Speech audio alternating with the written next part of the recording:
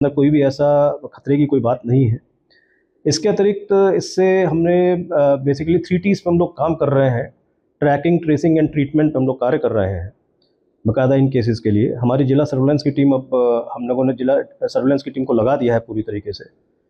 इसके अतिरिक्त जितने भी हमारे प्राइवेट हॉस्पिटल्स हैं, हमारे गवर्नमेंट हॉस्पिटल्स हैं, इन सब लोगों को हमारे द्वारा बाकायदा एडवाइजरी जारी कर दी गई है और सबको, इवन गवर्नमेंट हॉस्पिटल्स को बेड आरक्षित करने के लिए भी हमारे द्वारा कह दिया गया है। इसके अतिरिक्त इनकी जो स्वाइन फ्लू से कैपेसिटी बिल्डिंग की जो ट्रेनिंग है वो भी हम लोग बाकायदा पूरा का पूरा कर रहे हैं और संवेदीकरण का जो सेंसिटाइजेशन का भी हम लोग पार्ट पूरा का पूरा कर रहे हैं, प्रचार प्रसार भी हम लोग कर रहे हैं।